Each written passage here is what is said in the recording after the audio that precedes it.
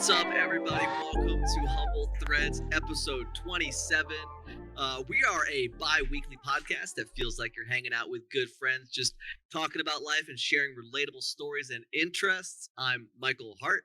And I am David Graves. What's going on, everybody? I hope you were enjoying your morning, afternoon, and or night. But that being said, let's hop into it. All right, Mike, let's get humble. What's going on in the mind of Mike? Yeah, we have such an awesome group of friends. Shout out to all of you in the Gaming Kids chat. If you know who you are, you know who you are.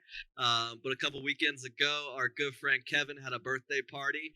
And of course, it was held at the infamous party house that we've been hanging at almost a lot this year. You know, most of summer and a couple parties this fall.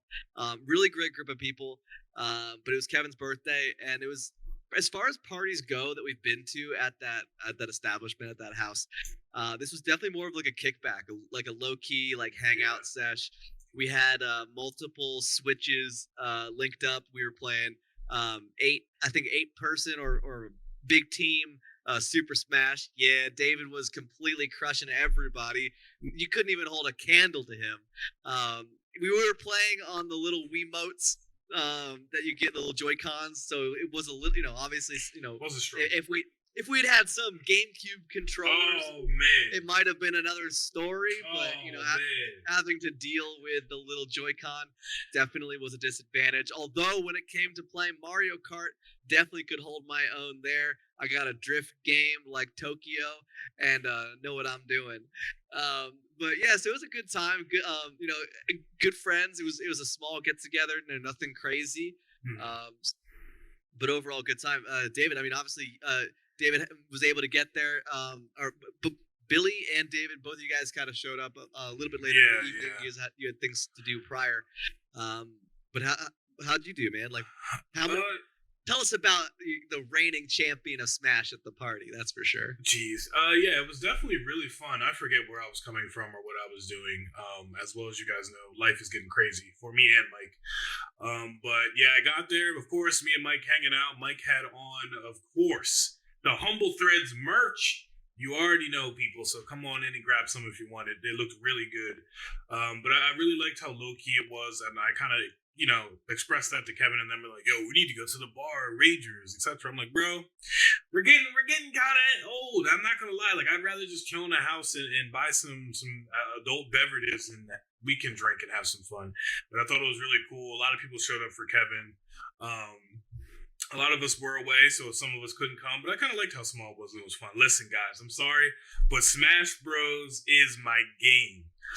Me and my friends, CJ was included, we used to play 8-person Smash at our friend's house on Friday, Saturday nights, even when we were in college.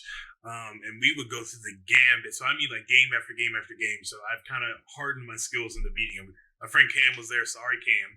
Me and him usually have a rivalry. We go back and forth, but it was what it was. But that was really fun. Shout out to Nelly, because that cake was out of this world. I can't remember the name of it. Mike, It was a gelato, like, ice cream cake. It was like cookies and cream, like that Oreo base. She got it from a local gelato place nearby where we all live, and all I know is the cake was probably like a 6-inch round, maybe 6 to 8-inch round, like not very big. Maybe like, I don't know, 6 inches tall. Like it was like if you bought this anywhere other than like a specific bakery or the gelato place, you bought this at like a grocery store, it would be considered like a personal size small cake kind of thing. Like maybe you'd be splitting this with max like 4 people. Pre-made, right? the one on pre-made in the bakery. Exactly, pre-made, perfectly looking, all that stuff. But this thing was so decadent that just a sliver of this cake was really all you needed. Knowing what they, I think it was like a $40 cake that big. Like, you usually, if you go to like a bigger grocery store, you get a $40 cake, you're walking out with a massive sheet. So that this was quality because of all of the, I guess, the love and artisanal skill poured into this gelato cake. But yeah, it was good. Man, and it had the cookie on the bottom, which was even crazier. But yeah, so we said happy birthday to Kev, but we'll say it on here. Happy birthday to Kev, belated birthday. But it was really fun. But yeah, I had really fun, Mike. So Yeah. So, and then, the following week, nothing too much going on. We're starting to absolutely be head first into the holidays. All of our stuff is taken care of. We'll get into that a little bit more later on. But that following weekend, of course, with Daddy Dave around the corner, Gee. it was time to have David's baby's shower, and man, I'll tell you what, and this is something that I've kind of got, now that I've been around more of David's extended family on a couple of occasions. One thing I can say absolutely is David is in the prime spot to have a kid because he is surrounded by a village of loved ones, a village of people that just genuinely want to see good things happen for David and Ashley. And it was amazing to see just the amount of love that was in that room because, it nearly swallowed David up whole because there were so many presents and Oh people hanging man. around. But from a participant's point of view, it was a really lovely day. There was nice like cookies and brownies and things that you could eat. They had like a hot bar with like meatballs and roast beef and stuff like that to keep everybody fed while everyone was mingling. They had some fun games where you had to either guess like the date and time of the birth. You could write a message on a diaper that they might use one day to kind of give them a little bit of advice. I think there was like you could guess how many M&Ms were in some jar, and of course there was a big raffle.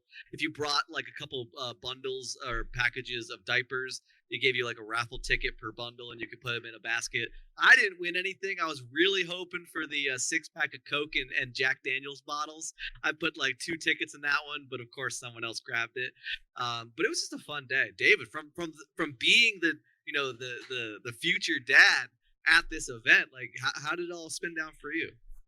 Yeah, it was a crazy time. I will say some people say that raffle was rigged. It was not rigged, unfortunately. If it was, I would have made sure some people won, but all of Ashley's family and friends have won most of the baskets. How, I don't know, guys. But yeah, it's kind of crazy because when you look at my life and the people who surround me and Ashley's life and the people who surround him, a lot of people get taken aback and kind of surprised by when we have these events and who I invite and who I bring, and who Ashley invites and who she brings. Usually it's her family. It's just her family. She might have like 3 or 4 friends. When I bring mine, it's my mom, my dad, my brothers, but it's majority of the people are my friends. And a lot of people are like, oh, David must really be well liked and etc. But I view it as if I meet you and we hit it off and we're going forward in life and we've gone through things, good, bad, whatever. I view you as family because a lot of my friends have been my cousins since I was younger and everything else like that. But I view you as family. Whether we gonna fuss or fight, we gonna get in an argument about something dumb. I'll still love you to the end of this day, and we'll have conversations because I know if you're my friend and we disagree on something or etc., we can always have conversations and come back from it, and get right back to what we need to do and understand each other's side of the story. If you're not like that, then yeah, you're not going to be at any of our parties. I'm not going to be that close with you, but a lot of people I'm close with are like that, and I think I'm so fortunate to have so many big friend groups. I have 2 friend groups. I have my friend group where we play a lot of video games. I have my other friend group that I grew up with that also plays games, but those are like my hometown friends. That a lot of them are my cousins. Cam Demetrius is related to me. My friend Jory, Javon, his mom and my mom were best friends, so that tells you a lot from when they grew up, etc. Some other ones weren't there, but yeah, it's just funny looking at that because I don't realize it. But even Ashley's dad said that. He was like, "Oh, you must be really well liked." I was like, "I guess I'm just me. I don't know." But yeah, extremely fortunate. I loved every minute of it, seeing everyone there. I was a little weary. I'll be honest. I was a little weary of the gifts in the beginning because I'm not I don't like to open gifts in front of people. My expressions can't portray how I'm feeling, so everyone's like, "Oh, he must not like it." Ashley hates that, so that's when she buys me gifts. That's how I act. But some of the stuff I was really hyped about. Our friend Jamie got my son a lot of anime and superhero onesies, which is going to be funny. You already know we're going to be wrapped up watching, anime shows and everything else like that. But definitely a fun time. I felt all the love and appreciation. Even taking all these pictures and everything. I hope my son realizes, like, oh, we got a lot of people that I can turn to. If he can't turn to me or his mom, he can turn to Uncle Mike and Carolyn and Jamie, whoever else, Uncle CJ, whoever. He's always loved. But I had a great time, so I'm glad you had a great time, Mike. Yeah, The food was yeah, yeah. It was great. And then the only other thing that's been completely consuming my life is, as always, one of my favorite games of all time, Destiny 2. We mentioned it a little bit last episode, but since we've been gone, the 30th anniversary for Bungie, uh, the event has gone live in the game, so they've now added in several weapons inspired by the original Halo franchise, including the original Magnum handgun, a shotgun, a kind of like a battle rifle. No, they definitely put in the battle rifle, and I can't think, and like an arbiter style weapon as well, and of course something kind of resembling the energy sword. Super cool, lots of fun. It's a free event. You don't have to purchase it. The only part of it that you need to buy, if you're willing to buy it, is the access to get into the dungeon, which also gives you access to the Galahorn exotic rocket launcher. But you do not need to buy it if you're not willing to. The general event is free, and including on top of the 30th anniversary, if that wasn't enough, this week starts the beginning of Destiny's Dawning holiday event. Awesome time for newer players and seasoned players to get some cool exotics that are seasoned around the theme of the holidays, as well as an awesome time for newer players to get a lot of extra experience, because they have this whole kind of like making cookies type quest that you have to do. You pick up ingredients from enemies you kill. You basically bake your enemies into cookies, and then you deliver them to NPCs around the galaxy, and you get lots of experience for it. But based off of those two events that I've been playing nonstop all day, every day since they've come out, for both of them are free to play. 10 out of 10. Love it. Highly recommend it. But that's about me in a nutshell. I know David actually finally taken a dive back into Destiny. Talk a little bit about what that's been, getting your toes wet again. Yeah, I mean, I think, and I was talking to some of our friends earlier in the week, and I definitely talked to Mike about it. I used to get, and I said it on here multiple times, I think I used to get too wrapped up in the storyline, because I'm a really big, like, when I first played that game, I was like really big on lore and everything, and I'm a really big story person. I love stories. So I always wanted to know what was going on. It's like, all right, well, this new DLC came out. I have to play this expansion. I have to know what's going on. We have to beat the story. And getting back into it, I'm like, you know what? This is kind of just like a chill game where we can all play, go around, shoot some things out, and everything else like that. But it still has a competitive element to it with Gambit, Trials, the Crucible. We hopped in Crucible. I got wiped. I was a little rusty, but we got into Gambit. Got wiped the first game, but me and CJ kind of took over the second game because we're kind of seasoned in the game as far as what we need to do. We were directing our two friends. We wiped that team, but hopping back into it, and putting the lore aside and just playing the game to play the game, I found my newfound love again for Destiny, and hopping back in and just playing, getting the gear and playing the certain missions and everything we gotta play. We were doing some of the Christmas stuff last night.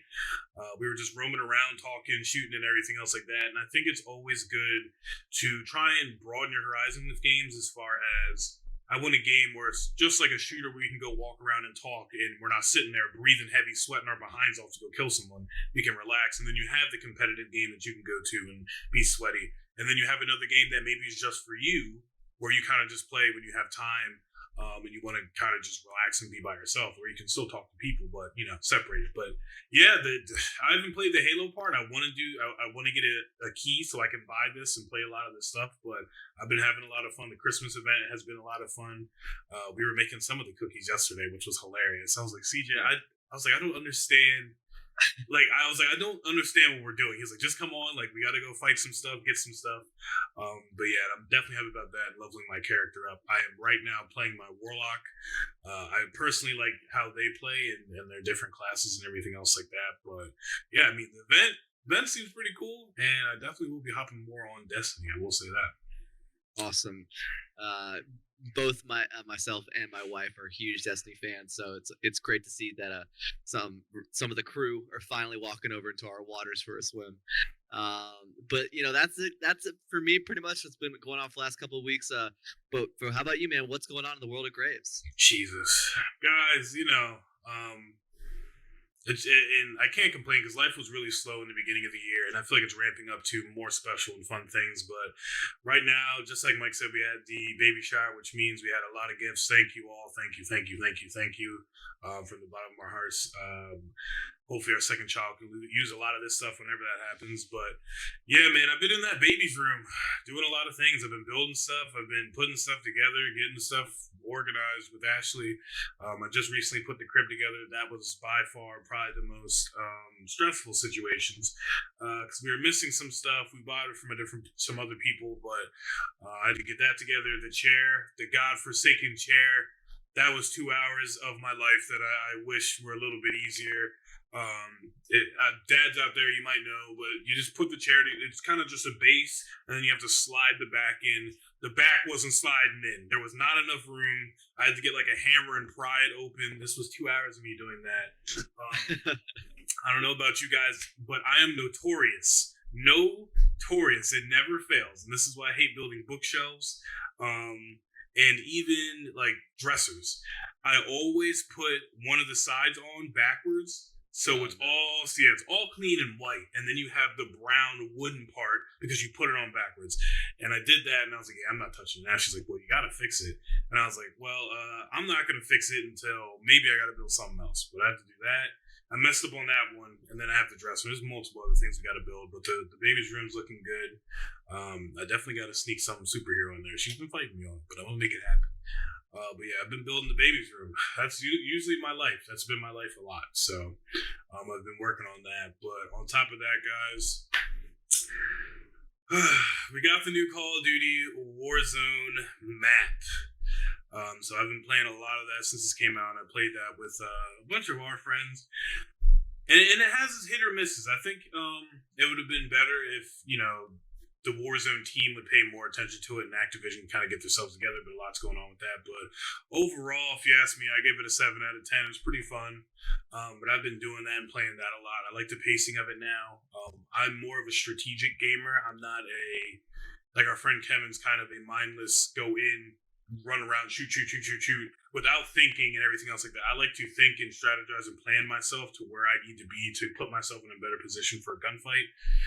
He kind of just bases his off skill and goes right in, and luck of the draw, he's going to get in there. It is what it is. But we've been playing that. It's all right. And guys, if you haven't been paying attention, pay attention now. December 19th, I believe that is this Sunday, Sixers versus the Pelicans, if I'm not mistaken. I will be there. I will be ringing the bell.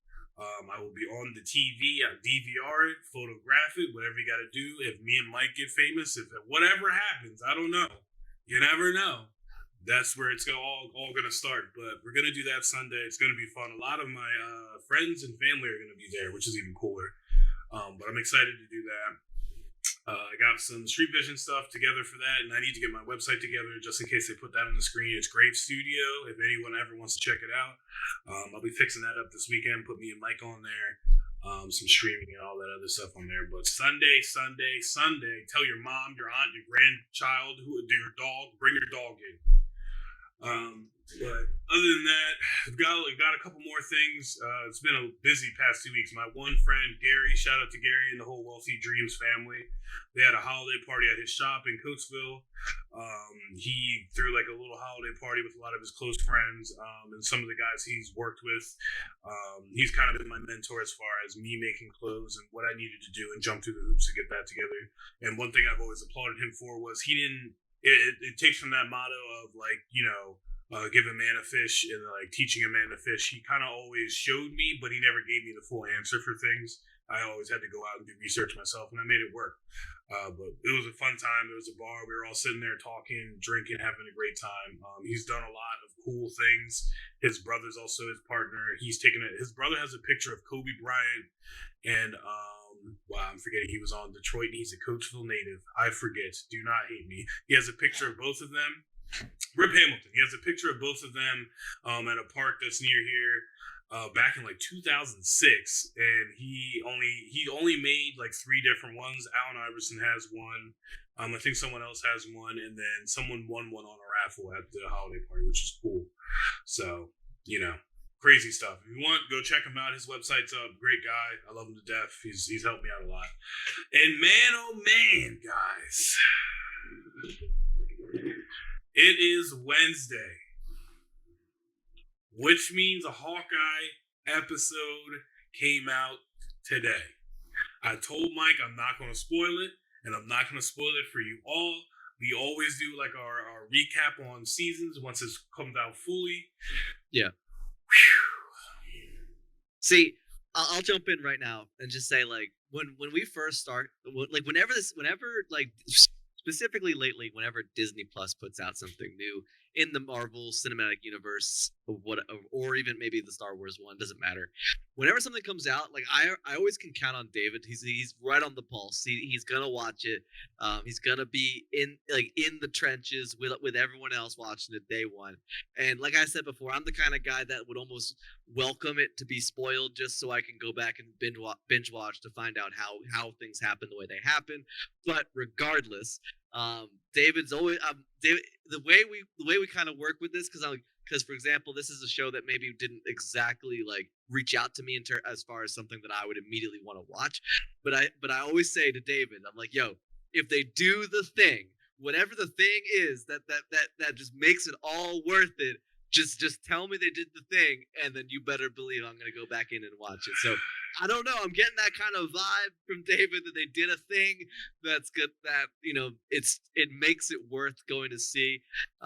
So based on how he's responding to some things, it might be worth checking out. I will only say this, and maybe guys, especially as we go further in next year and stuff, who knows? We do have our YouTube channel. Maybe I'll hop in there right after episode's done and maybe give you guys my honest and wholehearted feedback on a lot of things, especially with movies and stuff coming out. We want to do that too, so I could probably do that for the TV shows if you enjoy that. Mike could always join me whenever he watches it, and who knows, we'll have guests and stuff. I don't know. But I will say, all I'm going to say is this, guys. They did the thing. That's all I got to say. That's all I need. That's all I need. That's all I need. They did the thing. Then it's worth seeing. I was sitting on the couch with my dog, like, on Spider-Man Eve. Jesus Christ. Oh, but yeah, they did the thing. Of course, it was at the end of the episode, little cliffhanger. I said, bro, we only have one more episode left. How much can you pack this into the last episode? Because I don't think there's going to be a season 2. I have a strong feeling. I think Hawkeye is going to die at the end of this. I have a strong feeling that I think he's going to die. I really do. A lot of those guys are getting older. I know their contracts are up. I haven't seen it, but he's been kind of training another like younger person the whole time. And so, like, at least from what I remember seeing in the first episode and in the trailers, so like maybe he's either making space for somebody else, or maybe it's just time to let him go. But either way, based on what you're saying, it sounds like this is a watch. Give it a watch. It's like you'll see throughout the show. I will say right now, from what I feel, it doesn't feel like he's training her. Okay. It's more or less of like a recognize me as who I am in type of where it goes. And I think they'll probably put her growth into her own show, which is fine. But just give it a watch, guys. If you're really intrigued in the Marvel Cinematic Universe, if you feel like it doesn't tie into anything, they really tied it in. I don't know what else to say. They did the thing. They did the thing. I'm excited. Because a lot of people are saying it wouldn't happen, but man, Kevin Feige, if I could ever meet that man, I would just hug him. I'd hug him like a father I've never seen in 10 years. But besides that, guys, go check it out. Maybe we'll do a deeper dive into that, maybe on our B-sides, who knows. We'll be pushing out a lot more content for you guys. But last thing is we've been getting ready for the holidays. Christmas is next week. We've been having a lot of decorations and everything else like that. Of course, we hung up our decorations outside. Not by my willingness. We did it on a Sunday. Of course, right when we hang them up, our outlet outside, I don't know if it fried or if it's dead or what. I don't know what it is, but it's gone. I tried to rehook it up. I've tried to put it in there and put it it's still there, but it doesn't work. And I was like, of course, right when I put up the decorations, this messes up. So I've been out there messing with that. Hopefully, I can get a new one this weekend for Ashley. She loves Christmas and lights and everything, and she helped me out. We were working really hard outside to help make that happen, but we'll see. We got a couple more gifts we need to buy. I think this weekend. I usually enjoy this. I don't know if Mike does, but like my kind of Christmas, I want to say custom or whatever. The weekend before Christmas, I usually just like to go out and walk around. And if I see something like, oh, we could get it for this person, or there is a couple things here and there that I know won't go out of stock quickly, but I can go grab it, put it in the cart, and say, all right, this is a stocking stuffer, or this is a little extra gift we can put in a box or something. So I'll be doing that this weekend. You know, neighbors, friends, etc.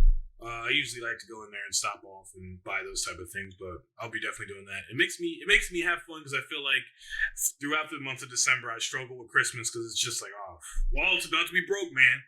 But when we go out there, it kind of gets you in the Christmas spirit because everyone's really happy. Christmas is about to hit. Stores usually have some sales, and everyone's usually generally pretty nice. Oh, and speaking of which, I didn't put this on here, but last night we went to Target to go shopping for the baby stuff. And we get home, and I'm feeling in my pockets, and I'm like, where's my wallet? So I lost my wallet last night, and I said, yo, there's no way. This is like a Lifetime movie. You lose your wallet the week before Christmas. So before we went to Target, I had to go to my old house because I had to pick up a hoodie that I accidentally ordered there. So I had to retrace my steps. I walk into Target, I'm frantically running around. I'm like, please, God, not like this. But I walk up to the customer service or whatever, and I say, hey, did you guys never like lose a wallet? And I was like, yeah, did you find it? She's like, yeah, I knew I recognized you. I saw you walk in and I saw you walk around. I didn't know. And I was like, thank God. So I found the wallet. Shopping's on this weekend, baby. But that's what's been going on with me, Mike. I don't know if you have any holiday customs the weekend before Christmas or anything. Yeah, I mean, like, so what I love doing, like, so I'm a big like pro gifter. I like to call myself that, at least. Like, I start getting gifts like, you know, November 1st usually is like when I start like really considering going to get gifts for people, just because I want to beat the crowds. I want to kind of get in early. I want to make sure if anything needs to be ordered, I can order it. That might take, you know, that's not available on Amazon Prime or something. I can get it done.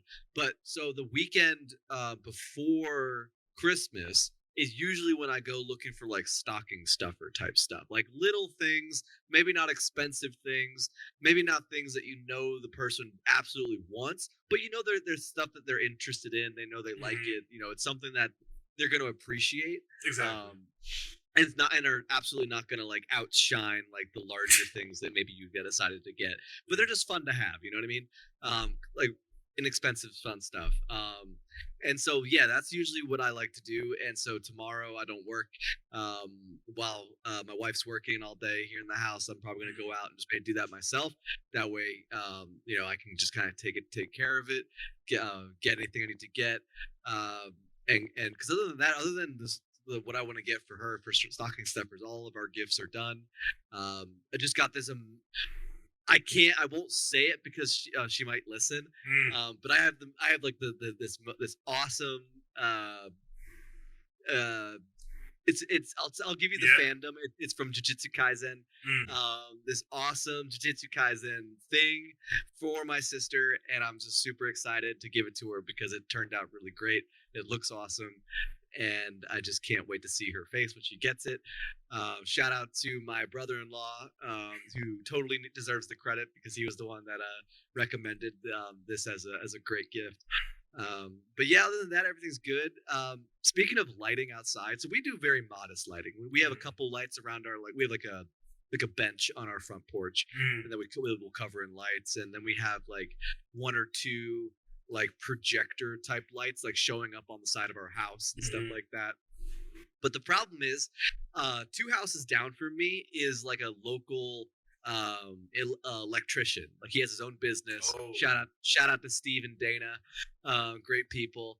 But Steve is an electrician. He runs his own company around the area, and so his house always looks like the quintessential beautiful Christmas house from the outside. It's not like overdone. It's not like gaudy with tons of inflatables and stuff like that. It's just really neatly done, really tastefully done. And it's just like, you know what? I'm never going to compete because this man's an electrician. Like, he knows what he's doing. Everything's just so perfectly cookie cutter. Like, it looks like a gingerbread house. It's amazing. So yeah, we kind of stick it a little modest out front. We have a bunch of other stuff we want to do at some point, but right now we just kind of keep it low key. And then our neighbor next to the guy who's the electrician also recently kind of went off this year. Shout out to John. He's got 2 young kids, so it makes sense why he would do his house up. But he did the whole lining of this entire roof. He did this massive tree out in the front. It looks great. But yeah, I just don't need any sweat in that game. Like, I just don't. Like, I'm okay with my modest little lights that still show, hey, we're festive, we do the thing, but we're not here to we're here to scare me. We're just here to shoot some free throws and have a fun time. We're not here to game, So. You're scaring me because now I feel like when my son is here, I might have to go all out. But don't. God, whenever Mike becomes a dad, he'll have to get in the game. He won't be just on the warm up. Yeah. That thing, that's scary. Oh, God. And then so last thing I want to do before we hit the first break is big shout out to William Guy, owner of Throwing Sideways, as well as my yo-yo sponsor. He was our inaugural interview guest on our brand new Humble Threads B-Sides episodes that we're going to be releasing in our off weeks. And so the first episode will be available next week, the week of Christmas, because our regular episode won't be until the following week. And we'll also be releasing it in video format on our YouTube channel at some point, if not the same day. I'm not sure exactly what our schedule is for that. I know it'll certainly be the audio format will be in our feeds. So wherever you listen to this podcast, it should show up there as well. It'll be labeled Humble Threads B-Sides, interview with William Guy of Throwing Sideways.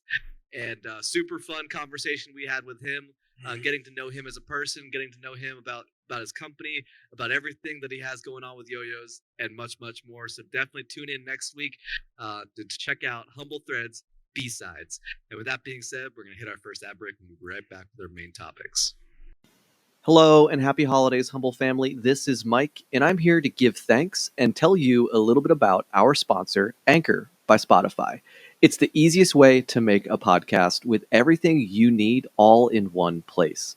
Anchor has tools that allow you to record and edit your podcast right from your phone or computer. When hosting on Anchor, you can distribute your podcast on listening platforms like Spotify, Apple Podcasts, and more. And best of all, Anchor is totally free. Download the Anchor app or go to anchor.fm to get started today. Welcome back, everybody. So if you know who the man is, if you know the man with the sunglasses, he's usually shouting and doing 360 no-look headshots with a sniper rifle, Dr. Disrespect, over on YouTube Gaming. He's been teasing this for such a long time. He used to work in the gaming industry himself. Now he just plays amongst it. But he is now fully established a AAA gaming studio. Yes, that's right. He's making his own game. He's been complaining that the games out today are just aren't as good as they could be, and he's taken the reins up to make his own. And the studio is called The Midnight Society. David, what do you know? Man, guys, if you know me, I am a big competitor. I definitely have the competing bug and the game face and the killer instinct when it comes to that. So I love watching Doc. I watch him every time he comes on. But man, that's kind of speaking about something not good and then doing something about it. That says a lot about you and the person he is and the man he is. But this studio is crazy. He's been teasing it. I want to say since early this year. He was showing some photos, some stuff that he put on the website. If you would like to go check it out, it's midnightsociety.com. He has a lot of heavy hitters in here. I could name some of these people. You might know some of them, you might not. I might just name a few. Robert Bowling, Quinn De La Hoya, Summit, Gupta. I forget it. I think that's his name. But a lot of these names you might not know, but you definitely know the games they worked on. We have people from Halo. We have people from the Call of Duty franchises, such as Modern Warfare, Modern Warfare 1, Modern Warfare 2, and Modern Warfare 3. We have people from Battlefield. He has people from a lot of the AAA hard-hitting video games, which is saying a lot about the studio. He's also announced that they are working on Unreal Engine 5. If you have not seen what that is, go on and look at the new Matrix game trailer, because holy crap, that looks like you literally walked out of your house and you're in the game. That's what it looks like. So these games seem like they're going to be top notch. The standard's going to be great. If you know, Doc, the audio has to be excellent and crisp. You got to hear somebody on the other side of the wall from you. But the first teaser he had, this name might change. I know it was just a teaser that he put out there, was Vertical VR. That's what it sounded like the first game was going to be. Who knows though? Who knows what they're going to make? I know that he loves shooters. I don't think it'll be anything outside of the realm of that. So we'll see. You could also apply. There's a lot of careers on there. Community manager, sound engineer, etc. There's a Discord, but that's all we know as of right now. He's saying 2022 is going to be crazy and out there, which means a lot of the games are going to be coming up, and he's probably going to be releasing a lot of them. And one cool thing, the last point that I'll touch on is he's saying he wants to be in touch with the community as close as possible. Within the Discord, he wants people to come in and test out the game as early as spray patterns on guns, movement in game, audio in game, map development, seeing what the maps look like and how they move, and the through lines and everything else like that. So I'm excited because at this point, if he does what he says he's going to do, it might shake up a lot of the gaming companies such as Call of Duty, who are giving us half behind games. In a little game we all like to know and talk about, Cyberpunk 2077, and probably should have been beta tested a lot more, but they didn't. So this might change the whole way we view about video games, and I'm very excited for it. But that's what I got from Midnight Society. But man, Doc, if you're listening, me and Mike, if you want to hire community, that's all we do, you know? So come on in. Absolutely. Super stoked about that. Something that I was exceptionally stoked about and now am very sad. The Netflix show, the live action Cowboy Bebop. Man, they canceled it within a month of it coming out. I mean, look, I get it, right? Like, whenever you take something that has such a large fandom specifically if we're going to talk anime, right? Such a large fandom on an anime. That's an aging fandom, right? Because Cowboy is from like what? It started airing in the early mid 90s and ended like early 2000s. So like that era of people is basically us and then people like older than us, right? It's going to be that elder millennial and people above millennials. I forget what they're called. No, not boomers, right? They're like Gen X's or whatever they are. Because of the age that like would have been watching it, right? Because when I grew up, I was watching Cowboy Bebop on Adult Swim, right? That's where I was.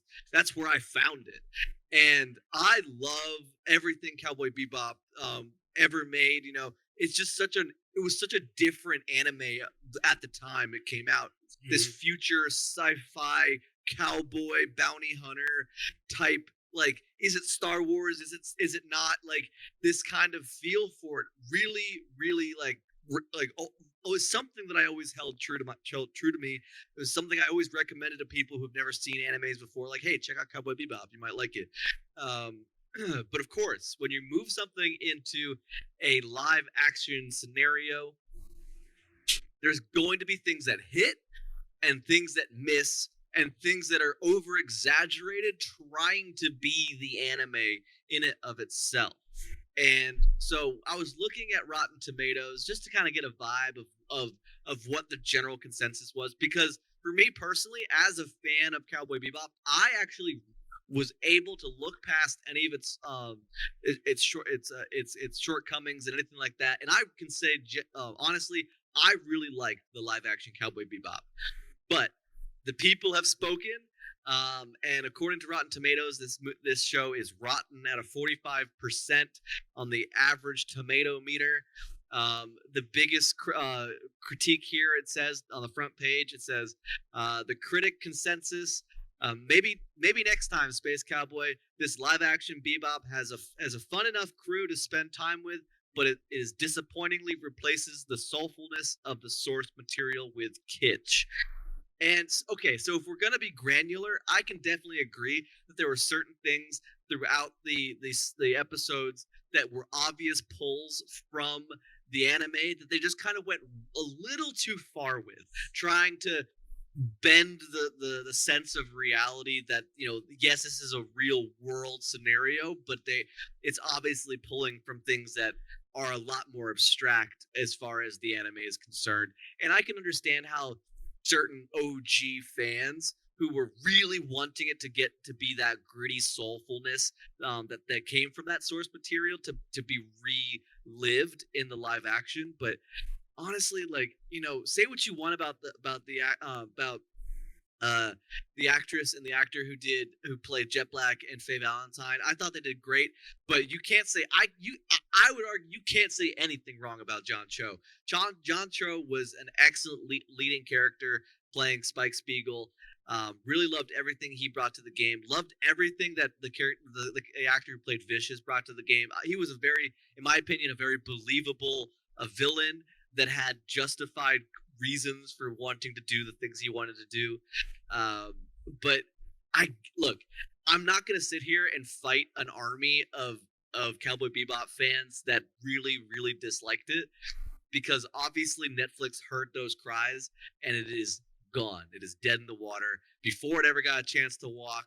It'll never come back, and the only way it might ever come back is if a whole nother studio picks it up and tries to redo it the correct way, right? Give it the Batman's treatment or the Spider-Man treatment and reboot it in a way that maybe fits what everyone wants. I don't know if it's possible to do better than what they did. I really liked it personally. David, what are your hot takes on this, man? I'll say this from the jump. If Ashley did not watch these soap opera-y, cheesy, girly shows, Netflix would be out of my house in a heartbeat. And Netflix they have lost me on any show they make anymore now. If I am not watching a season 1 of a show ever again, unless there's ever a season 2, because there's no point. There's literally no point to get emotionally invested in any of their shows from season 1, because there is an 80% chance that it will get canceled. Jupiter Ascending, Cowboy Bebop. There's another Altered Carbon had a couple seasons, but they canceled it. Great show. But I think their issue is, and I know Mike's going to probably fight me on it, but I think Netflix needs to change their pattern as far as the reason why Disney Plus, I feel, is so successful. They release their stuff 1 week at a time, and it keeps you there, and it keeps you invested in a show. I feel like they're losing their ground where they stood as far as let's release everything and everyone can binge watch it and love it. I think once you binge watch a show and you go through it so much, the quality of the show for you starts to go down. For the people who watch these, for me, I love the show. It was a 10 out of 10 for me, and I can't believe they canceled it. But the quality of the show for the people start to go down because they're like, I'm watching the same thing over and over again, so your hype starts to go up. Unless it's like a Squid Games or it has a cult following where everyone latches onto something and watches it. But I think another thing that anime watchers need to do, that comic book watchers have learned to do now, is separate yourself from the source material and watch the show. Spider-Man's origin story did not grow up with Tony Stark, but guess what? We just love the movie and we watch it. Is what it is. And Iron Man's origin wasn't like that in the comics. It is what it is now. We like it. Nick Fury is black in the Ultimate Universe and not in the regular Marvel Cinematic Universe. But guess what? We all love it anyway. So I feel like people need to separate themselves from this, because now it's starting to get scary, because Netflix released a whole, and you can watch our last episode, a whole list of anime shows that they want to put to live action. Yu Yu Hakusho, which is generally my favorite anime, and I will raise just a heck if we get that show and we don't get it a season 2 for it, I'm going to lose my mind. because I feel like they bite off more than they can chew with these shows. That they're like, imagine this budget for this show is probably wild, and I guess they didn't recoup what they thought they were going to recoup on it. But I feel like if they would have launched it week by week, their rating would have spiked because of a cliffhanger or etc. Such as Hawkeye. I feel like if Hawkeye was released all at once, I don't think it would have the same type of punch it's having right now. Because now we're trying to figure out, like, hey, is Daredevil in it? Is Hawkeye going to die? Etc. Etc. So more people start watching it. Just like I told Mike right now, they did the thing. Mike's going to go watch it right now, probably, or this week at some point in time. So it's kind of sad, and I also feel like COVID also had a shorthand to play in this. Cowboy Bebop was supposed to be released a year ago, I believe, but production got pushed back. So marketing for the show didn't go as planned. They marketed it when they first released it very well, and I feel like a lot of these movies or shows are suffering from that. But man, like I to Mike's point, to like what Mike said, I feel like all the characters did amazing. The guy who played Vicious, holy crap, was he a believable villain? They need to cast him in some more stuff. Some of our female friends also brought up at my baby shower talking about it. They feel like some people are upset that they didn't over sexualize the female character. I forget her name, but she is very overly sexualized in the anime. Faye Valentine. Faye Valentine. She was very overly sexualized, so they feel like a lot of the people are like up in arms about that too. But man, I like that show was good. Yeah. I don't remember when, but I feel like I watched the whole show in a weekend. Like, yeah, I think I broke it up a little bit too. But to your point, like I don't think I'm gonna fight you on this, because the thing about like Netflix already does episodic shows. Like there are some shows that release on Netflix that they only give you one a week, and I know this because I'm a like outside of all of this like good content, I'm a closet super fan of the Great British Bake Off show. And that show on Netflix, because obviously it's not exclusive to Netflix, but on Netflix it releases weekly, in line when it shows on television. So you get to experience that in real time if you're watching it as the show's being released. So I know they have the capability to do it, but also when you bring out a show that's brand new like this, that's an adaptation of something that's already critically acclaimed, like I feel like it's under the microscope so much. Like it has to be so incredible. It has to be the best. It has to be bigger and better than the source material for it to hit right for the large audience that it's going to appeal to. Because when I was looking at Rotten Tomatoes, I was looking down the reviews. It's obvious that the people who liked it are mostly people who have never seen Cowboy Bebop before, and are people who are just getting into the franchise through this, and then might actually go back and watch the source material because of it, versus the people who were hardcore fans of the original material that just didn't like this adaptation. And we will talk about this a little bit later, but like there are shows on Netflix where they release the entire season all at once, but they smack so hard and they're so good, and it just and I can't even argue the source material, because the source material is great, but it just comes down to the actors they pick, the directors they use, the budgets on the film, on the basically like episodic films is what these really are. Is they're not really TV shows anymore because of how much money goes into them. But it can be done, and we will talk about one shortly. We'll take a break from ragging on Netflix real quick, and we want to bring over the Game Awards as far as what they have coming out, because the list of some of these games are insanely good. I talked a bunch on the last topic, David, so I'm going to let you hit this one off first.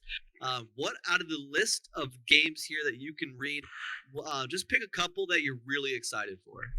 Yeah, I mean, guys, a lot of these games you've probably already seen. A lot of the trailers have been out. I know I'm very excited about Suicide Squad Kills the Justice League. Like I said earlier in the show, when we were talking about video games that you can play and just have a game that you can play and sit down and just be by yourself and let loose. That game was really fun. I saw a trailer on that. They showed some gameplay. some of the gameplay mechanics are wild. Captain Boomerang pretty much has his own speed force, which is crazy because eventually that happens in the comics. There's different speed forces, and just the way all of it plays. Harley Quinn has like a batarang thing where she spit. Like, it's just crazy how that looks. Star Wars Eclipse. I am excited, but I am very wary. Star Wars has done a lot of missing right now with their games because a lot of people want an open world one from them. They want this from them. They want that from them. So we expect more from them, but they only give us a certain amount, which is fine. We shouldn't try and expect more. This is taking place in the High Republic. It's matching the comics that they have out right now. So we'll see what happens. I don't know if we're going to be following a hero or a heroine or whoever, or if we'll be able to create our own character. Or we'll see where it goes. But that looks really fun. I'm always excited for Star Wars games. You can't not be excited. The Texas Chainsaw Massacre. Now, I think we're starting to see some studios, and Mike, you can chime in, fight back on these Dead by Daylight games. They're taking the Dead by Daylight games and making it their own. The Texas Chainsaw Massacre game is pretty much like a Dead by Daylight game. You have a person who plays as a Texas Chainsaw guy, and then you have survivors, and you have to get out of the house or whatever else is going to happen. They haven't showed any gameplay. It was just a little bit of a teaser, but the last game we saw that was like this that failed was the Friday the 13th game. Still has a cult following. A lot of people play it a lot. But that showed up, and I'm very interested because we do play these type of games. I generally like to play these type of games around Halloween, but if it's good, I definitely like to play it more. Dev by Taylor has gotten significantly better from when I first played it. But yeah, Mike, I don't know if you saw it. Did you see it? What, the new game? Yeah. Well, one thing I'll mention here, it is from the creators of the Friday the 13th, the game. Ooh. And I know that the reason why that game kind of fell flat in the water is because it was like a licensing problem that I believe they made the game. Please. You're right. You can right. you can at me if you want, but I feel like they made the game without the licensing or Yep, something. that happened. And so they kind of got pigeonholed into never making more content for it, just for legality reasons. Yep. But they obviously keep the servers open if you ever want to play the game. Mm-hmm. But I've tried playing it. It has. I feel like it's got so much potential, but the community for it is so dead.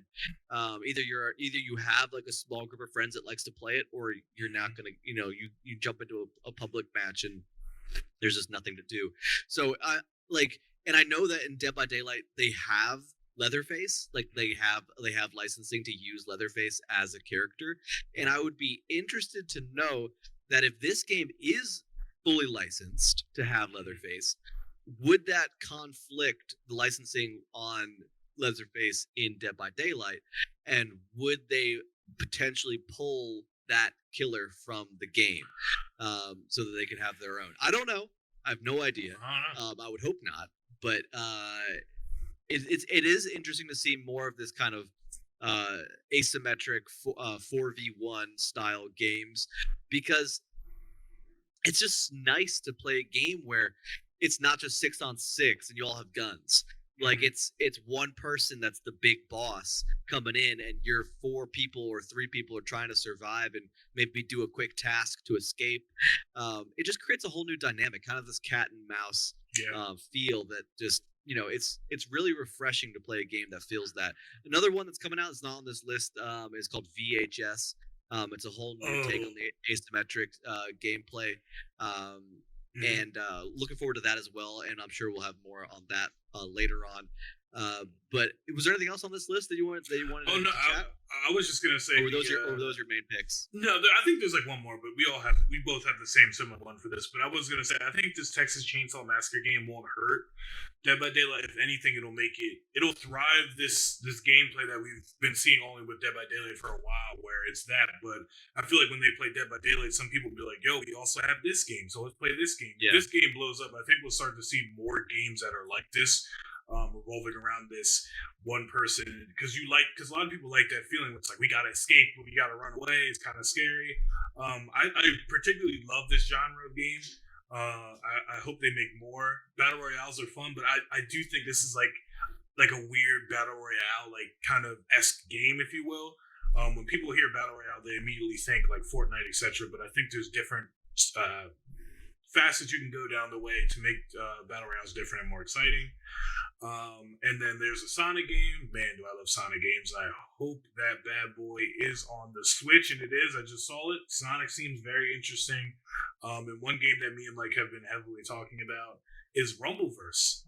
Please, God, Rumbleverse, if you're listening to us, please give us a code to play this game. We would love to sponsor you guys or something, but it looks very interesting. I'm excited about that. Mike, what about you, man? What are you feeling on this list? Yeah, there's definitely some really good ones.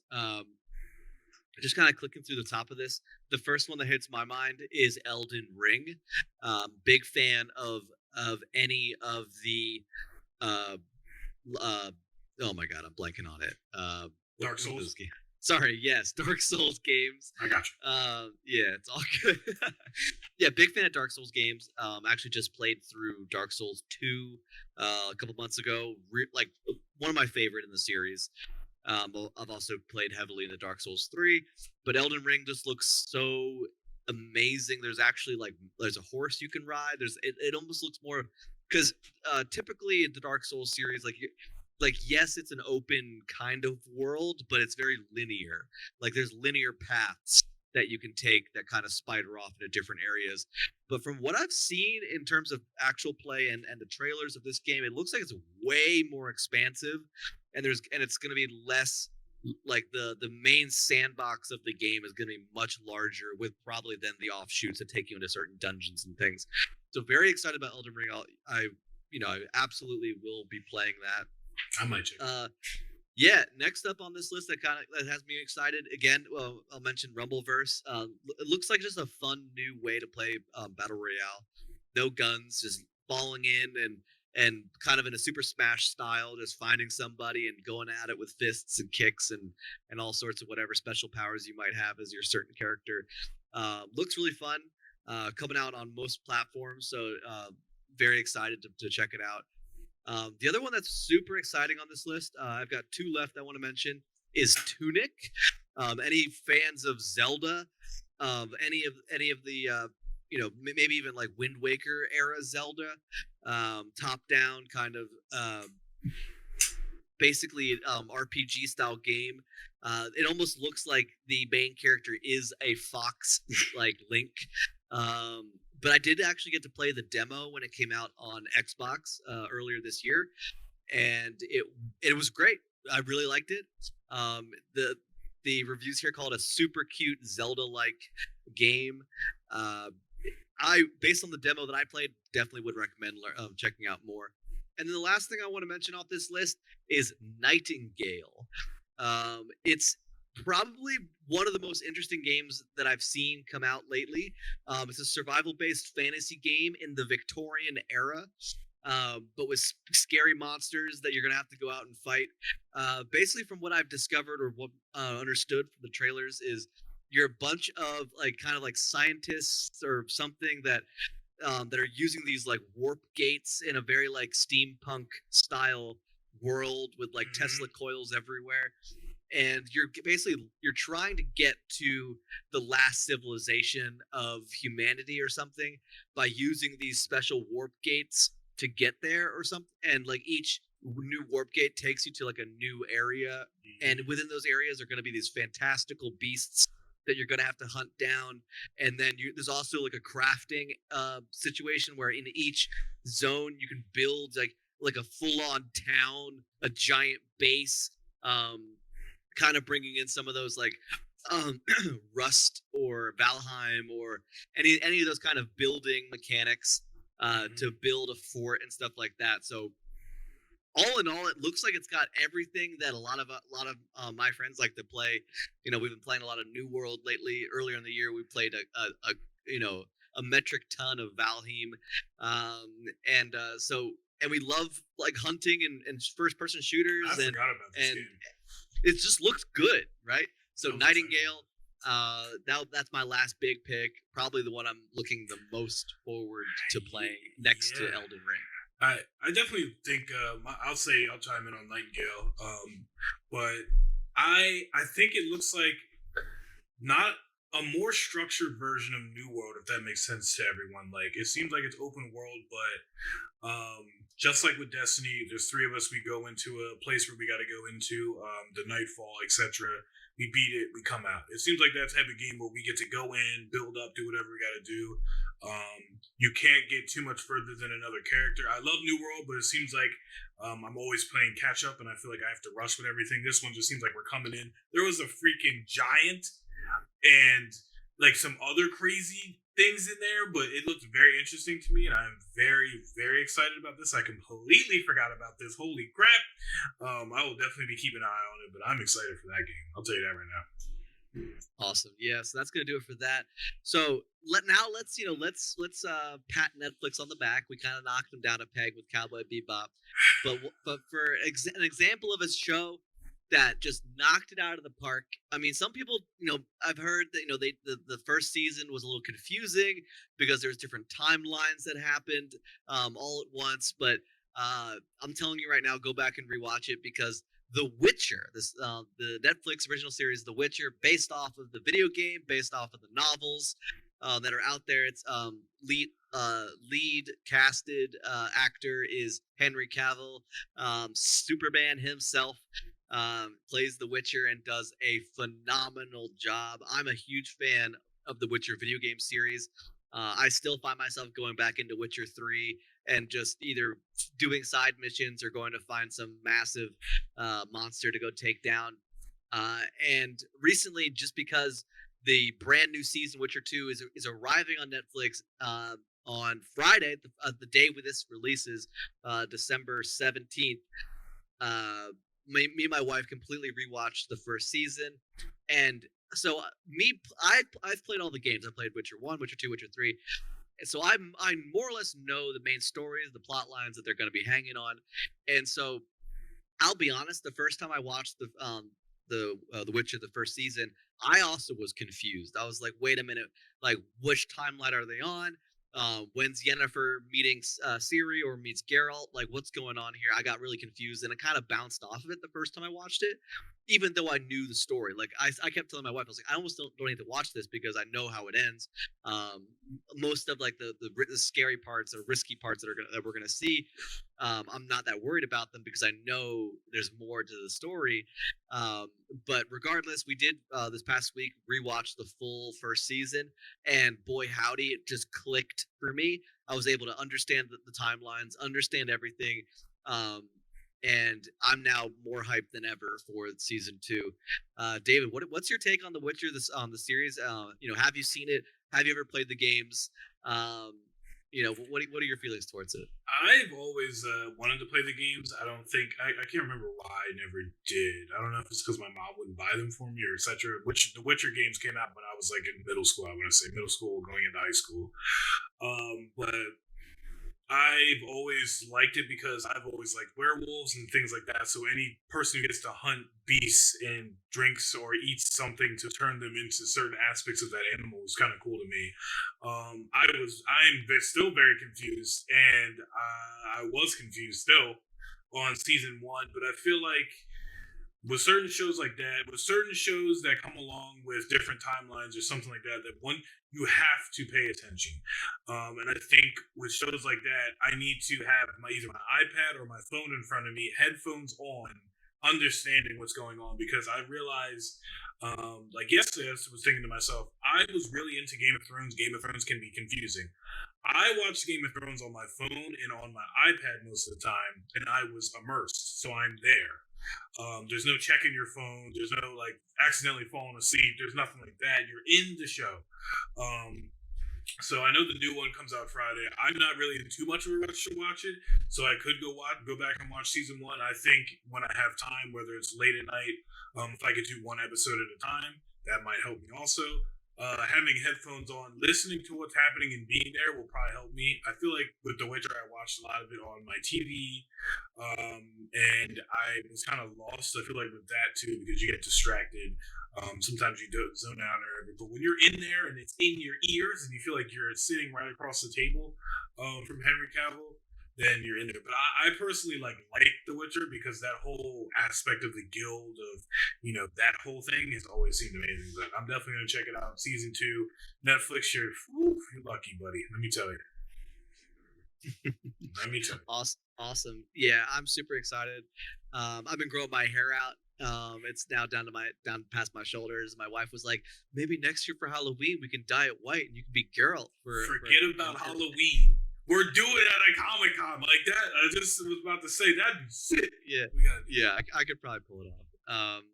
But all right, gang, we're gonna hit another quick ad break and we'll be right back with some holiday themed stuff.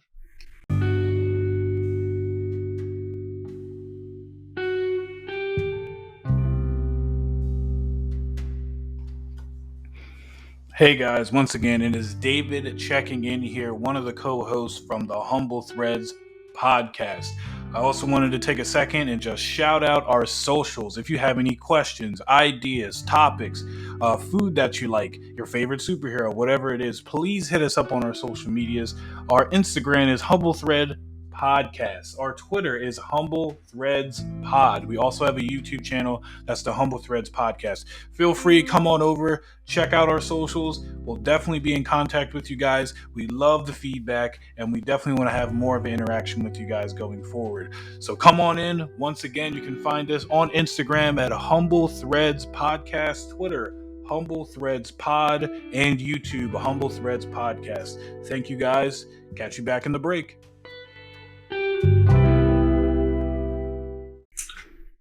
Welcome back, everybody. We're about to get into the fun part of the show. Generally, the show is always fun, but this is where we get to do some silly things and see what happens. But Christmas is right around the corner. It's about to punch you in the face. So, of course, we have the question, what is your favorite Christmas/holiday movie? Mike, lay it on me. The child in me is always gonna shout from the rooftops that it's Nightmare Before Christmas, which is almost more of a Halloween movie than it is a Christmas movie, but it's kind of got the both in them, just because of that one scene where Jack goes to like Christmas land or whatever and gets to see everything. Like that alone kind of makes it for me. Mm-hmm. But as far as because that's a movie that like I don't need to see every year or necessarily want to see every year. It's a great movie and I love it. Mm-hmm. Used to be obsessed with it as a child, but like for me, like I still really love the classic like claymation, Rudolph the Red-Nosed Reindeer, that kind of stuff that are so old, the land of whatever misfit toys and all that. Those classic films, no matter whether or not they really hold up or not, like if I ever see one of those just on TV around this time of year, I'm just gonna put it on. I actually currently own the full box set of DVDs of every single one of those. Mm-hmm. I think I mentioned this last year on the podcast, but I think when I was like 16 or maybe 18, my mom just surprised me one year with all of the DVDs for Christmas in a box set, because they're all made by the same studio. So if we usually sometimes maybe on Christmas Eve or something, we'll throw one of those in because once one DVD has like 4 of the movies on it, you kind of just have it as background noise in a house if you're doing other things or wrapping presents or something like that. Mm-hmm. But I'd definitely say either Nightmare Before Christmas or any one of those classic like claymation movies. Stop animation. Yeah. Doesn't matter. One of those. What about you, man? For me, I think my favorite, definitely because of my mom. She still loves. But we used to watch a lot of like the Sinbad stand-up comedy specials. If you guys know who that is, if you don't, wow, we're old. But he was pretty much more like a family-friendly comedian. But he was really good. Got in some tax trouble, but he's been back. He's actually going to be in the new Shazam movie. Which is really cool. But him and Arnold Schwarzenegger, I love Jingle All the Way. Like that movie is just hilarious. Just the whole Christmas, to think about that happens in one afternoon is kind of ridiculous to me. But just the whole the comedy with it, the sense of family and just being there. I just love that movie so much. Like we were watching it not too long ago, wrapping gifts and everything, but Sinbad's hilarious in that movie. Arnold Schwarzenegger is funny in that movie. I forget the other guy. He's a comedian. He passed, but he's also really good in that movie too. But man, if I can get a Turbo Man doll, which they've been actually selling them on Amazon. If you guys haven't, Oh, really? Yeah, they've been selling a lot of the Turbo Man dolls, and I believe they have the whole Jingle All the Way pop set. Wow. That might be a present to me, Ashley, if you're listening. But That's awesome. Yeah, it's a great pick.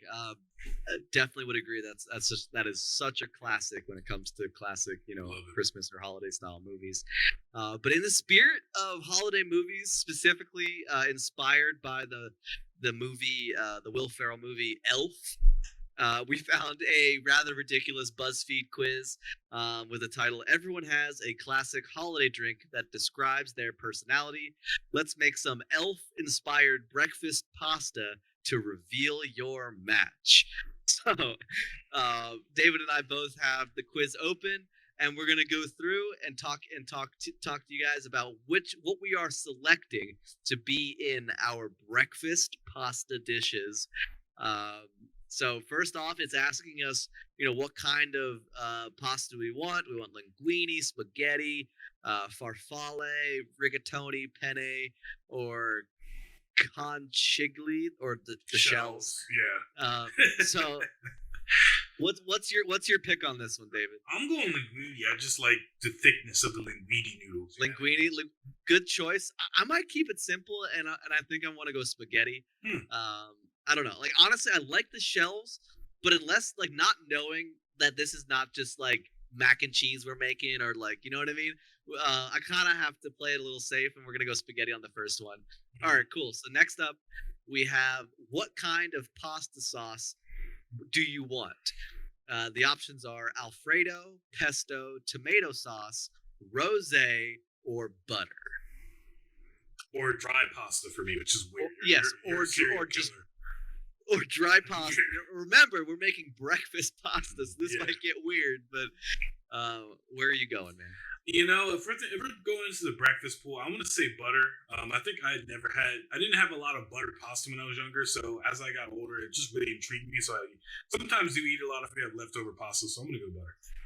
All right, so for me, like, as far as the pasta dish side of this is concerned, I'm trying to stay very, like original, because, like, I'm trying to think, like, if I was gonna make breakfast pasta, there's a good chance that I probably already have pasta made and I'm just adding stuff to it. Maybe, I don't know, maybe I'm just being boring, but I'm gonna go tomato sauce with mine.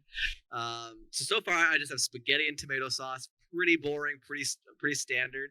And then you have the linguine and butter sauce. So that sounds good right now. I'm starving. Yeah, sounds pretty good. Now, all right, we got to move on to cheese. We have Parmesan, cheddar, mozzarella, ricotta, feta, or no cheese for me, thanks. What you picking, David? I don't know, especially with this whole, like, breakfast thing. Like,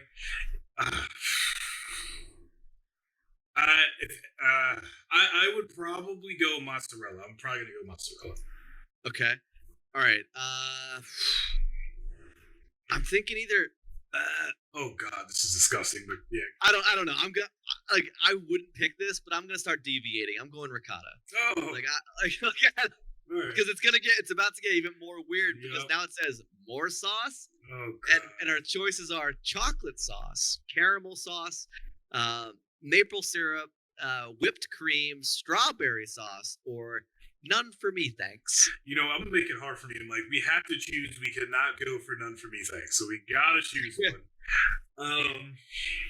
It's not good. All right. Well, then I'm going in. I'm picking chocolate sauce. What are you picking? I'm trying to think, like, what mozzarella would taste like with any of these random sauces. I'm hoping the chocolate mixes with the ricotta, kind of makes this cut. Like, I don't know. Like, I'm hoping that the bitterness and the sweetness come together. Yeah. I might go maple syrup, because I'm thinking here, like, think about cheesy French toast. You know what I mean? Yeah. Okay. So let's go with that. Oh Jesus. Okay. Moving on. Now we have toppings: cereal, marshmallows, chocolate chips, Pop-Tarts, everything please, ew, gross, and that's it. Cereal. Yeah. Honestly, like, I'm gonna go cereal too, because I'm not trying to be the same, but, like, I feel like this is already getting a little out of hand. and like I can't imagine Pop-Tarts, and I already have chocolate, Yeah. and marshmallows just quite don't hit that right, and like I'm not gonna go with nothing, so yeah, I'm gonna stay with Oh boy. Okay, more candy. We have M&M's, Hershey's Kisses, chocolate covered espresso beans, candy canes, gummy bears, or this is honestly disgusting. Since we're going breakfast, I'm gonna go espresso beans. We're pretty much eating the Okay. coffee.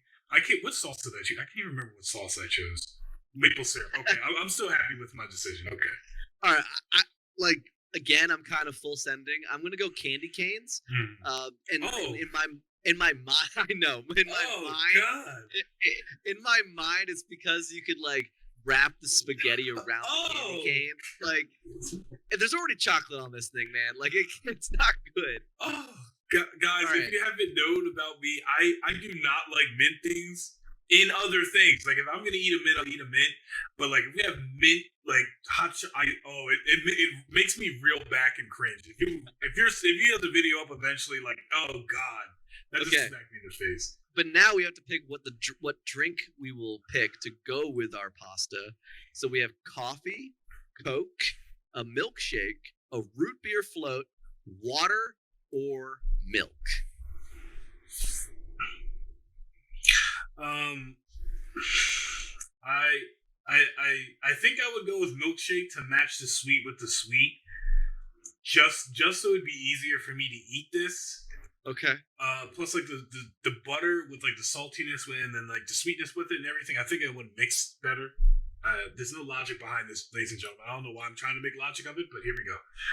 I've always been told that like a flat Coke is good for stomach aches. So I'm gonna go with Coke because I have a feeling my stomach's not gonna be feeling so good after this meal. I understand. And lastly, how are you gonna eat it? With a fork or a spoon? Wait, there's more, right? After the pick a drink, I think we just do this one. And there's fork, spoon, blending it up and drinking it. Oh no, you're right. Yeah, sorry. Fork, spoon, blending it up and drinking it. I'm not eating it with my hands or with chopsticks. I'm gonna pick a fork and not be a serial killer. I'm gonna go spoon just to be different. I don't think I would want to blend this. I'd probably throw up. Chopsticks seem impossible for spaghetti, and with my hands, come on. So I'll go spoon. Okay, so you give me read the whole thing and say what you got, and then I'll give mine. For me, mine is chai. Chai is a delicious warm drink that's with spices that give it that Christmas feeling. It's a great accompaniment. It accompanies to like cookies, biscuits, and all of other flavors, which I do like having, like maybe a donut or a Christmas cookie with my coffee. I've been weaning off of coffee recently, but it's pretty good. The last thing it says is you're open-minded and friendly. Cool. All right, I got eggnog, which is honestly fitting because I actually really like eggnog. I mentioned 2 episodes back that eggnog is a good holiday drink for me. Mm-hmm. So it says a Christmas classic. Eggnog is often served hot, which is why it's a seasonal drink. It's saved for the colder months. Like this rich and tasty custard beverage, you're definitely a favorite. I don't know what that says about me, but I mean, it looks good, guys. And we also have the option to post this to Twitter and Facebook. We will post this to our Twitter accounts if Mike wants to, and we'll retweet it on the Humble Threads podcast, so you guys you're more than welcome to come in and try it yourself, and maybe tweet at us and let us know what you get.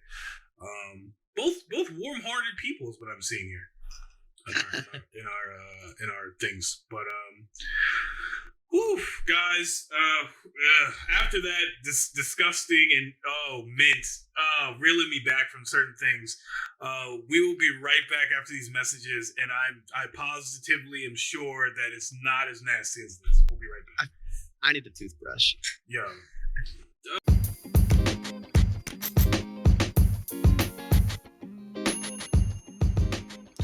Hey everybody, what's going on? It is David Graves from the Humble Threads podcast, one of your favorite co-hosts. I just wanted to take a second, guys, and tell you about the new merch and everything we have in our store. We've recently decided to make some merch because you guys got us to 500 listens. Crazy big milestone. I wanted to say thank you for you guys supporting us. And you can go to teespring.com and type in Humble Threads Podcast, and everything should be able to pop up. If we're able to get more sales, we will definitely buy a domain name and make it easier for you guys to find. We're just trying to feel everything out and see, if you guys are interested in merch and everything else like that. Everything's amazing. I bought a shirt. Mike bought a shirt. They're very comfortable. Help support us. Not only are you buying something to support us, you're wearing it and giving people some insight on something new. They might see it and say, hey, what's that from? And you can say the Humble Threads Podcast. Two guys just sitting down and talking about life and video games and more things. I wanted to take a second, shout that out for you guys. It's been David Graves. Thank you. Stay humble. Welcome back, everybody. I hope you did not try any of those recipes we recited. If so, let us know, but I really hope not. We have a special treat for you guys. Of course, as you know, we made it through the gauntlet. We got the Spider-Man tickets. I'm going to keep saying it to let you guys know we did it.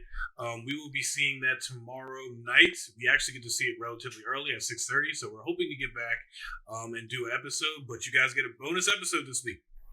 It'll be wildly full of spoilers. Wildly. Because there's no way we can go watch this movie and then record a bonus episode about the movie without giving away everything. Yep. But so maybe this bonus episode, which will release, relatively soon after, if not this weekend, if not the same day this episode drops. If you're the kind of individual that wants to go see the movie first or wait a little while until things have quieted down before you check something out, it's okay to come back in a week or so to listen to the bonus episode. It'll be or there. wait until you seen the movie to come back and see what we said about it. Yep. But if you're someone that wants to dive in head first and get a live off the press out of the theater emotional response to what we see, this episode's going to be for you. We're forewarning you now. This is your warning. Warning. It will be full of spoilers. Sorry, not sorry. We got to do it. We've done so much Spider-Man content on this show already. Just super excited to be going. Yeah, guys. So we'll be posting that to our Anchor, and we'll be posting it also probably to YouTube. Like Mike said, it'll be there. Come back, come watch it. We're excited. We want it to seem like, if you're going to go see it by yourself, come on in, come listen to us talk about it. It's kind of like we're all there with you and you get to enjoy it instead of sitting there and letting it bottle up for the whole time. But that being said, guys, another episode tucked under the belt. We talked about everything today. We talked about Kevin's birthday party. Amazing shout out to those guys. It's gonna be sad if we get to see that leave. We'll probably do more, but they're leaving that house in 2022, so maybe we'll have to figure something out. But great group of people, love them all. Hopefully we can all still stay in contact. We got to talk about my son's baby shower. Crazy time, a lot of gifts. Thank you all once again. Hopefully we can get thank you cards to everyone, but I enjoy everyone who was there. Thank you so much. Destiny. We're back into Destiny. Mike dragged me into the waters and said, feel it and enjoy it. Him and CJ. And I really enjoy the game. Heck, might hop on it right after this. I have no idea. But other than that, we also had me touch on the baby's room, Call of Duty Caldera and its issues, and will it get better? Hopefully it will. I'm ringing the bell this Sunday, December 19th. Put it on your calendar, DVR it, take pictures, whatever you got to do, tweet it at us, whatever you want to do. Say, hey, I know that guy. He's from Humble Threads Podcast. I was also at my friend's holiday party at his clothing shop, Wealthy Dreams. Please check them out on any social media. They're amazing. The Hawkeye episode. They did the thing. That's all I'm going to say. I'm cutting it there. Holiday prep, such as us getting stuff together. Mike's holiday Whoville lighting decoration fight in his neighborhood. My life's not even working, which sucks. And once again, shout out to William Guy. We will have an episode for you next week. Come on in. Great talk, great conversation. He's a really great guy. Dare I say humble? Yes, I did that. We also got to talk about Dr. Disrespect's AAA gaming studio. I can't wait until something's released or we get to play test something. I'm excited. We also have Netflix canceling Cowboy Bebop. Anywho, we also have the Game Awards and all of the things that released, from Star Wars to the wrestling battle royale game that's coming out, to another game that's kind of like New World, but seems like it's stretching the imagination of things, to check Texas Chainsaw Massacre game.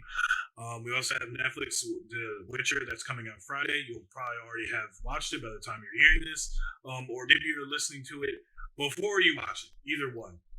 And then we also just did our quiz. How disgusting that was.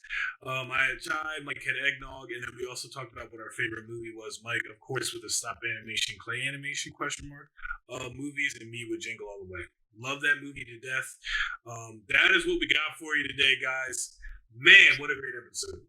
Yeah, great stuff.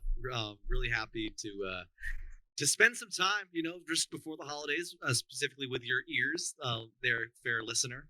But as always, gang, if you enjoyed this episode, be sure to leave a rating on your podcast platform of choice, and consider sharing it with a friend. Specifically around the holidays, it's maybe a great time to introduce some people that you love to the Humble Threads family.